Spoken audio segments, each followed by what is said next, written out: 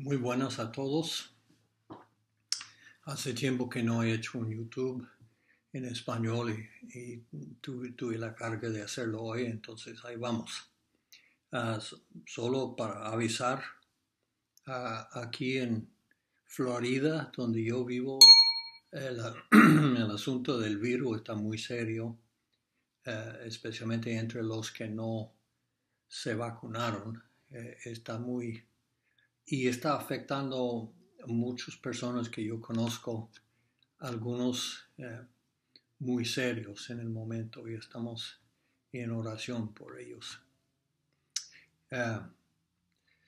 Bueno, pero confiamos en Dios como siempre. Quería compartir un poquito de algo que Dios me está animando el corazón mío en estos días, y espero que también que sea de ánimo, de fuerza, de bendición para ustedes.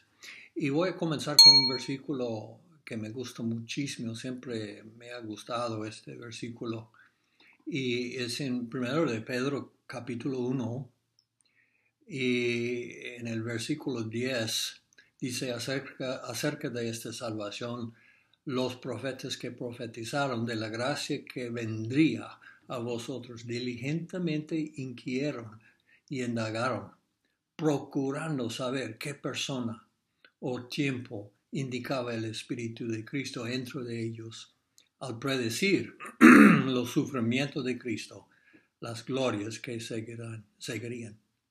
A ellos fue revelado que no se servían a sí mismos, sino a vosotros. Y nosotros somos parte de aquel vosotros. Y tenemos un perspectivo totalmente diferente que tuvieron esos profetas, hombres de pasión para Dios, que en su espíritu reconocieron que había algo mucho más profundo, mucho más importante en comparación al tiempo en el cual vivían, y animaban descubrir, entender este gran tema que hoy en día reconocemos es la gracia de Dios. Y vamos a hablar más de esto en un momento, pero tenemos que entender, en el tiempo de ellos, el mundo era muy diferente. Y a menos que tenemos algo de entendimiento en esto, nos es tan fácil escapar el impacto del mensaje de la gracia de Dios, a menos que, entendamos un poquito de cómo fue el mundo en aquellos tiempos antes de Cristo.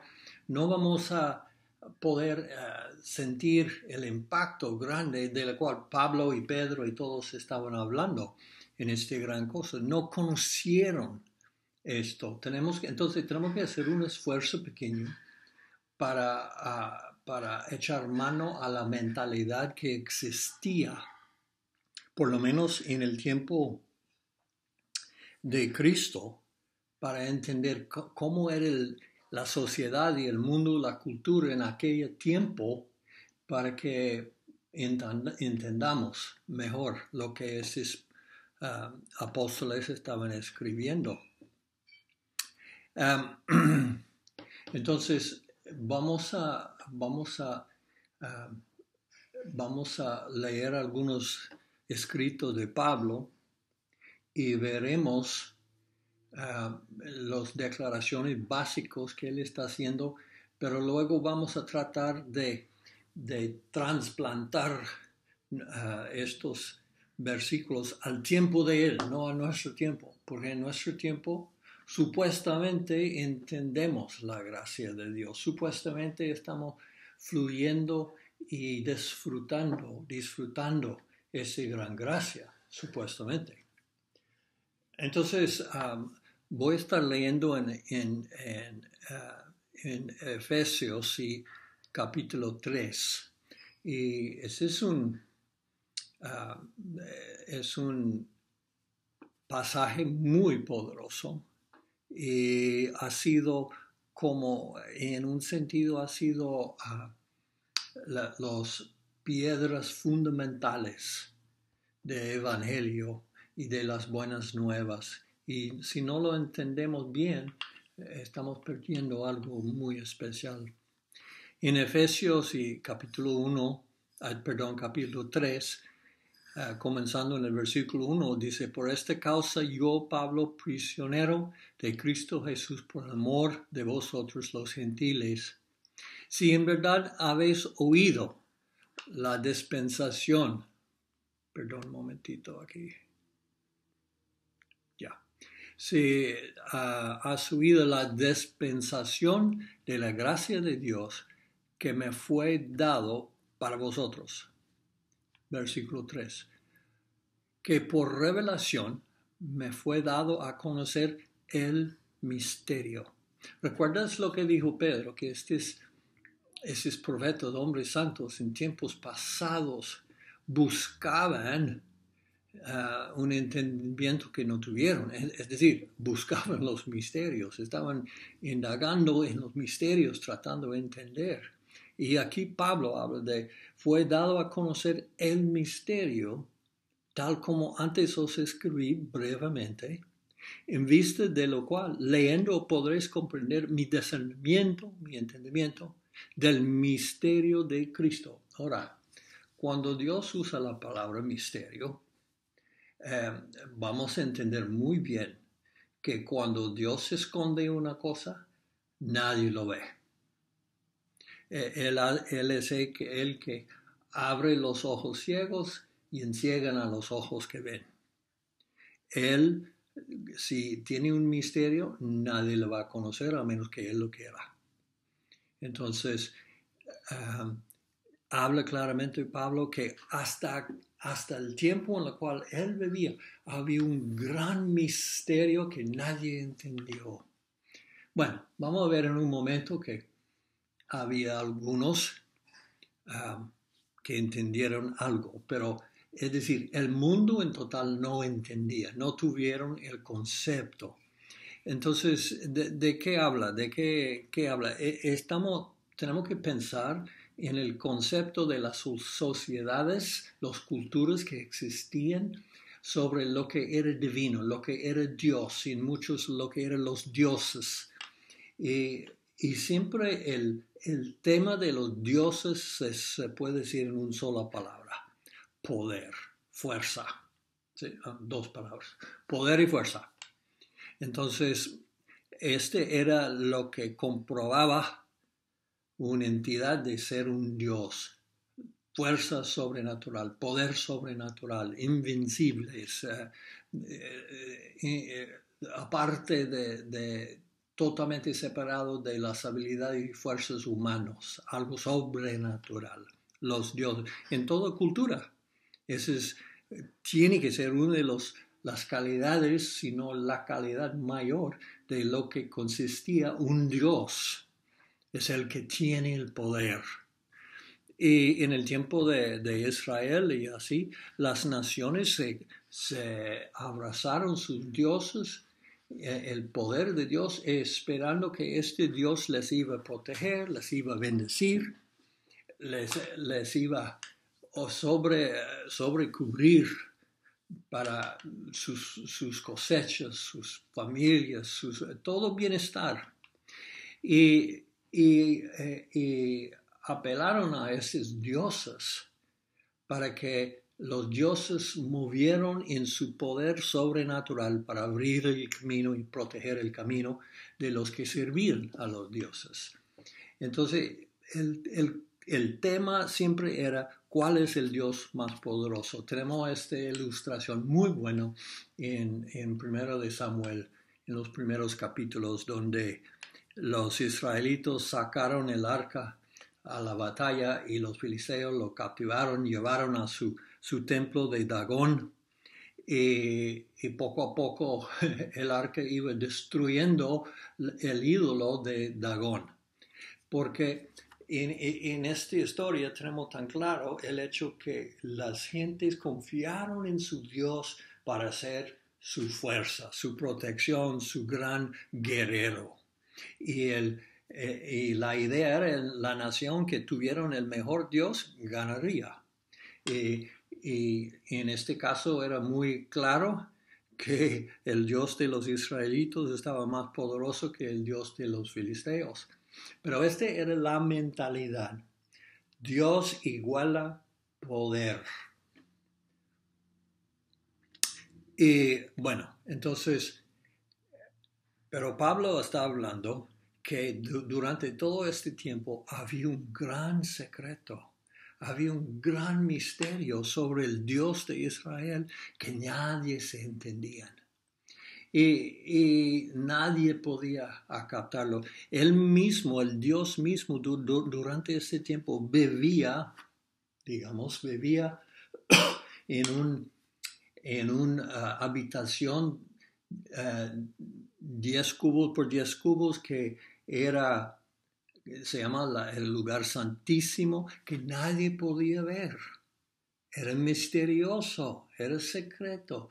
Un solo hombre, por unos minutos, una vez al año, tuvo la oportunidad de entrar y agarrar un vislumbre de este glorioso Dios, pero aún entonces el lugar estaba lleno de nubes de incienso, entonces no se podía ver el Dios de secreto. Dios mantuvo, bueno, había unos casitos en el Antiguo Testamento donde había hombres especiales que cogieron un vislumbre de este Dios secreto. Y tenemos este Moisés que en Éxodo dice Moisés, él pidió de Dios que le mostrara su gloria. Y Dios dijo, no te puedes verlo cara a cara, no se aguanta ver lo que es mi gloria, lo que es mi persona, lo que es este secreto, no se puede.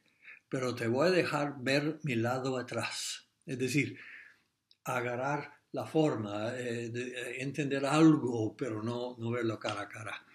Y solo viendo lo de atrás de Dios, Moisés dice, el Señor Dios, compasivo y clemente, lento para la ira y grande en misericordia y verdad.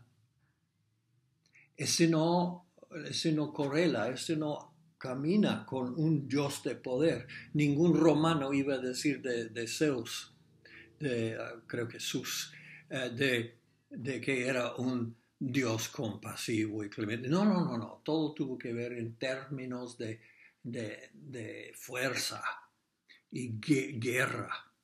Y Moisés diciendo, este Dios es un Dios compasivo, clemente, lento para la ira. No. Los dioses de los romanos y griegos eran muy caprichosos, se enojaron sobre nada y bueno, este Dios muy diferente. David en Salmos dice, pero tú, oh Señor, eres un Dios compasivo y clemente, lento para la ira y grande en misericordia y verdad. Miqueas dice, ¿quién es un Dios como tú, que perdona la iniquidad y pasaron por alto en acto rebelde y remanente de su posesión? No retiene su ira para siempre porque se deleita en el amor inmutable. Entonces, esos hombres tuvieron un vislumbre pequeño de la persona de este Dios omnipotente. Y con gran sorpresa y totalmente atónitos dicen, ¡ay! Dios es un Dios compasivo, clemente, tierno. Era una sorpresa indescriptible para ellos. En un mundo y un siglo, un tiempo cuando todos los dioses fueron conocidos por su poder, su fuerza, guerreros. Entonces, Pablo está revelando que el día ha llegado cuando todo el mundo puede ver y mirar a lo que es nuestro Dios de verdad. Dios ya no está escondiéndose en un lugar santísimo para que nadie lo vea. Antes ha salido de ahí abiertamente manifestándose tal como es. El misterio está revelado. El misterio que esos profetas, esos hombres santos de los tiempos antiguos lucharon para entender, ya está a plena luz de día. Entonces, ese es el gran misterio que Pablo está predicando, que él está tratando de impresionar a su gente del gran privilegio históricamente que tienen para poder ver abiertamente el misterio destapado.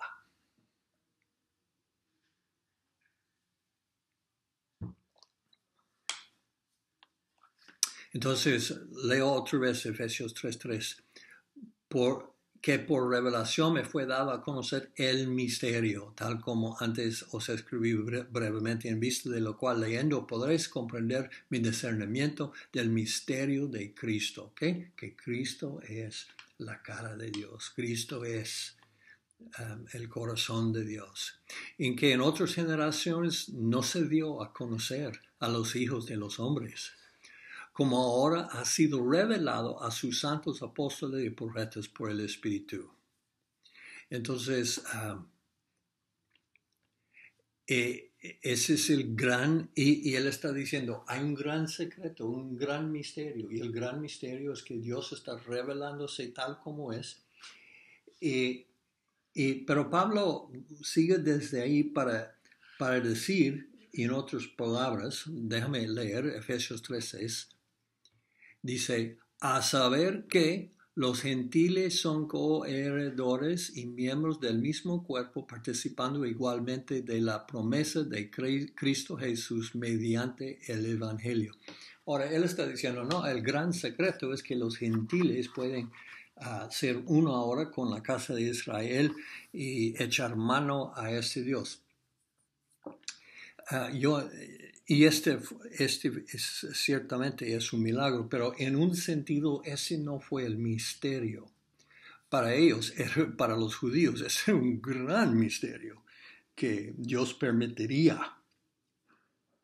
Los gentiles, yo creo la mayoría entendemos que los gentiles eran una abominación a los israelitas.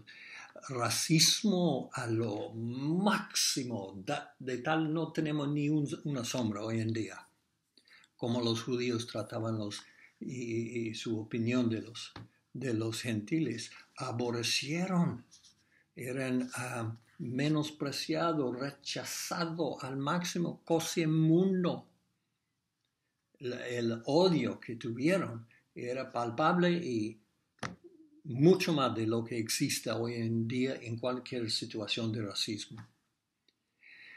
Entonces, cuando él dice esto, esa es una explosión, es socialmente una explosión, casi imposible tragarlo por un judío, que los gentiles serían incluidos. Pero lo voy a repetir, realmente ese no es el corazón del misterio que Pablo está cargando. El misterio es que Dios es un Dios tierno, de compasión, un Dios acercable, un Dios apacible, un Dios amable y no el Dios guerrero. Claro, Él es un guerrero, cuando le toca es un guerrero incomparable, pero ese no es el punto que Dios mismo quiere. Él no quiere ser guerrero, Él quiere ser papá. Bueno, entonces Pablo dice el misterio es que los gentiles ya son aceptados. No, pero ese es el efecto del misterio. El misterio es quién es Dios. Es un Dios compasivo, es un Dios que siempre tiene corazón por los agotados, por los golpeados, por los rechazados. Y en aquel día el efecto de esta naturaleza de Dios en la sociedad era tener compasión a los gentiles, que fueran aborrecidos, y rechazados, le dijeron perros. Ese es como se movió y se afectó el misterio a la sociedad. Escucha este versículo de Salmo 68, 1 a 5. Dice, cántico, levántese Dios, sean esparcidos sus enemigos y huyen delante de él los que le aborrecen. Estamos hablando de guerrero, estamos hablando de poder. Como se disipa el humo, disípalos, fuerza. Como la cera que se derrita delante del fuego, fuerza, calor. Así perezcan los impíos delante de Dios. Esta es guerra, estamos hablando de guerra. Pero alégrense los justos, regocíjense delante de Dios. Sí, que rebosen de alegría. Cantad a Dios, cantar alabanzas a tu nombre, abrir paso al que cabalga sobre los desiertos, cuyo nombre es el Señor. Regocijaos delante de Él. Sobre las nubes, el gran Dios, el gran poderoso, el omnipotente. Y luego versículo 5. Padre de los huérfanos y defensor de las viudas, es Dios en su santa morada. Santa morada, el lugar santísimo, el lugar íntimo donde Dios se manifieste tal como es. ¿Cómo es? Padre de huérfanos, defensor de viudas. Ese es el gran misterio. Nadie esperaba un Dios así. Solo esperaba un Dios más poderoso que los otros dioses. Pero resulta que es un Dios que el tema de su gozo, el tema de su vida, el anhelo de su corazón es a cuidar a los huérfanos y suplir para las viudas. Ese es el gran misterio que fue escondido. Que tenemos un Dios así. Para aquellos tiempos, para nosotros hemos escuchado tanto del Dios de misericordia, de gracia, etcétera, etcétera, que no sentimos el impacto igual de lo que Pablo estaba diciendo a su gente aquí. Era una explosión de conocimiento, de entendimiento. Y ese es el gran misterio que él está hablando. Entonces el misterio era la aceptación de los gentiles, era el efecto de lo que era el gran misterio. La idea en aquellos tiempos era, dioses eran las entidades que tuvimos que apaciguar, mantener paz, mantener con temblor y temor, hacer todo lo posible para asegurar que Él no se enoja con nosotros. Apaciguar. En cambio, tenemos un Dios una presentación de Dios muy diferente. Y él dice en el versículo 3, Efesios 3:6, a saber que los gentiles son coheredores y miembros del mismo cuerpo, participando igualmente de la promesa de Cristo Jesús mediante el Evangelio.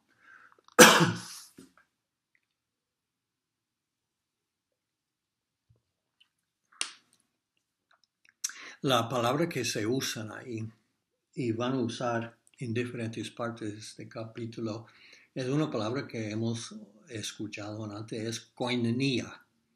Algunos manuscritos lo tienen diferente, pero otros sí, y muchos usan esta palabra koinonia. Cuando Pablo refiere de su carga, de su dispensación, él dice, la palabra es koinonia. Y y koinonia tiene muchas diferentes definiciones, pero más que todo tiene que ser con una sociedad formada, una comunión, un compañerismo formado, donde cada uno está trayendo parte y hay un resultado de lo que cada uno contribuye en la situación. Hay resultados y luego el manejo de los resultados.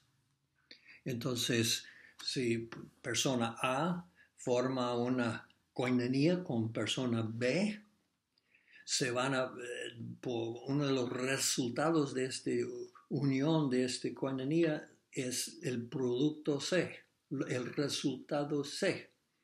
Y hay que manejarlo, ser mayordomo sobre el producto. Ese es Pablo diciendo, yo al conocer este gran misterio, me fue dado una dispensación, me fue dado un koinonia con Dios, y el producto son ustedes los gentiles. Y esta revelación, este entendimiento y el manejo, el cuidado, el mayordomía de este entendimiento. Ok, solo voy a hacer un punto más esta mañana, o sí, todavía mañana. En este gran misterio, una de las cosas casi imposible para entender es que Dios está revelándose en una manera personal, íntimo y, póngase cuidado, vulnerable. Una relación no puede ser íntimo a menos que haya vulnerabilidad. No puede ser. Requiere el elemento de ser vulnerable uno al otro. O si no, no es intimidad, es otra forma de relación. Y podemos tener mucho entendimiento, podemos tener un acuerdo, pero sin el hecho de ser vulnerable hay no intimidad. Quiero que se recuerden la historia de José con sus hermanos, porque se ilustra muy en un tipo y sombra muy claro de lo que estoy diciendo. Cuando los hermanos de José se aparecieron delante de él pidiendo grano y sustento para sus familias, para que no muriesen, vieron una sola cosa. Y en este José, en frase de ¿cómo se llama? Como el vicepresidente de Egipto, podemos decir, vieron una sola cosa, vieron poder, fuerza, poder. Tuvo el poder de suplir y dar todo lo que ellos pedían. Tuvo la fuerza y autoridad de hacer cualquier cosa con ellos que él deseaba. Todo la apariencia era poder. Y él se actuaba en una manera para respaldar esta imagen de poder y infundir temor en los corazones de ellos. Ellos dijeron, es como un dios en Egipto. Y eso es exactamente lo que José quería impartir a ellos. Entonces su verdadero persona, identidad, estaba un misterio, estaba secreto. Quizás 2 personas nada más conocieron. Yo supongo que el mayordomo que traducía conoció, tuvo idea, y imagino también su esposa, pero no sabemos por seguro, pero Es muy posible. Era un secreto muy tapado. Y de no entender el secreto, el misterio, los hermanos de él se presentaron en cierta manera y sintieron un temor que correspondía a esto. José tuvo que administrar, ser mayordomo sobre este gran secreto. Él conociendo que muy bien, que cuando se dio a conocer el misterio, iba a cambiar sus vidas totalmente. Iba a cambiar sus vidas en una manera que ni tuvieron la capacidad de medirlo, el impacto que iba a tener en sus vidas. Y Pablo está diciendo lo mismo. Está diciendo que este Dios, este Visier que había manejado ese gran poder, tuvo otro lado. Había otro lado, otra identidad, otra manera de relacionarnos. Y los hermanos, en el momento que José se manifestó que era su hermano perdido, y se engrandeció, magnificó la historia que ellos tuvieron con él. En un momento, en un segundo, pensaron que el tamaño de su relación con este hombre estaba así de grande. Lo habían conocido 2 veces antes y tuvieron tal cantidad de relación con este hombre. Tuvieron que hacer todas sus opiniones, todas sus ideas sobre esta cantidad de historia que tuvieron con él. Tuvieron algo porque habían comido en la casa con él, que es una invitación de conocer. Habían ido 2 veces ya.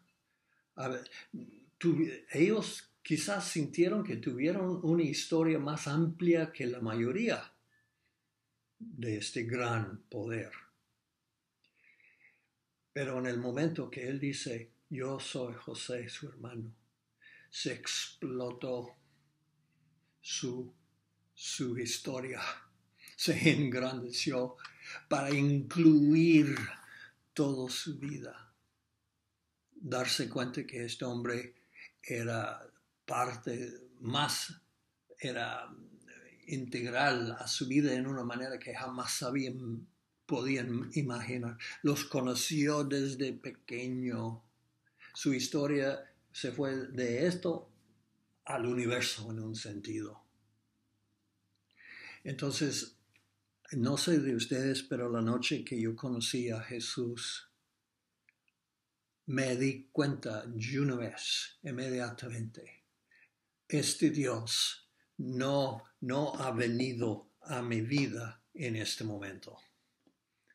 Este Dios me ha acompañado desde antes del día que yo me nací. Este Dios me ha estado echando ojo por todos mis días en este planeta. Este Dios me ha participado cuando nunca me di cuenta. Este Dios me ha cuidado, me ha protegido, me ha hablado, me ha visitado en maneras que yo nunca me di cuenta. Hasta aquella noche comencé a entender esto, pero me di cuenta que la historia entre él y yo era por toda mi vida. Y eso es lo que pasó a los hermanos de José, porque cuando vemos el misterio, parte del misterio es esta gran historia que ya tenemos.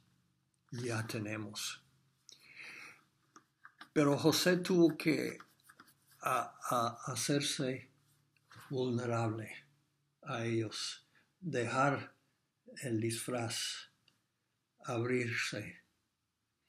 Me hizo pensar de una escritura curiosa en el libro de Jueces cuando Sansón, que había causado muchos problemas con los filisteos, y los filisteos dominaron a los israelitas, eran los verdugos sobre ellos, los dictadores sobre ellos. Entonces los israelitas querían agradar, no hacer enojar los filisteos, y Sansón comenzó a hacer un poco, ¿no?, de cosas que se interpreta como actos de guerra.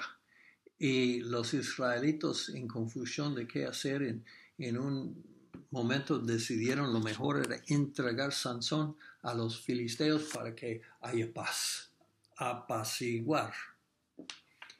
Entonces Sansón dice algo interesante. Él dice, ok, está bien, me amarran con algunos cordones, pero prométeme que ustedes mismos no me caerán encima.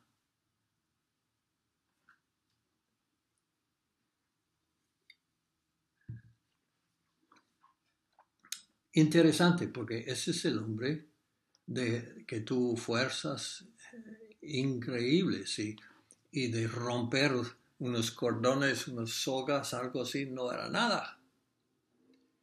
Entonces, ¿por qué es que él dice, prométame que no caigan encima después de amarrar?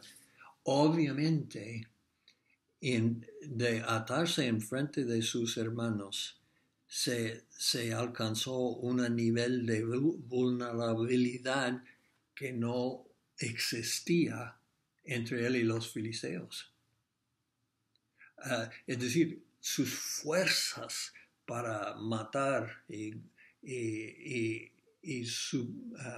superar en cualquier situación de batalla no entraron en la relación con sus propios sangre, con su familia, con sus hermanos, con su tribu, con su nación. Él no podía usar sus fuerzas en contra de familia. No funcionaba. Y ellos prometieron y claro, cuando se entregaron a las manos de los filisteos pagaron un precio tremendo. Los filisteos. Porque su fuerza sí, pero con su propia familia no. A mí siempre ha sido un misterio hermoso, que la unción que Dios nos da, la vida que Él nos da, el entendimiento que Él nunca es para batallar contra mi propio hermano. Nunca. No debo de estar haciendo un poco de YouTube criticando fulano tal y el otro. Mi unción no vale, no es válido para esto. Es si soy parte del gran misterio, si estoy participando en esta gran gracia, esta gran compasión, no puedo usar mi unción para tratar de luchar, ni herir, ni insultar, ni hacer ningún daño a mi hermano. Imposible. Entonces, es un gran misterio al cual tenemos derecho de entrar, disfrutar, saborear y vivir. Pero tenemos que ser mayordomos sobre este gran Dios de compasión que nos acompaña desde antes que conocimos. Y si tiempo nos da, vamos más tarde a mirar en lo seguido de este capítulo la famosa oración que Pablo hace por los efesios y lo que es que él pida para ellos en luz de que ya este misterio está revelado. Bueno, vamos a dejarlo ahí. Dios les bendiga. Oramos por todos los que están batallando en estos días por sus vidas. Ok, bye bye.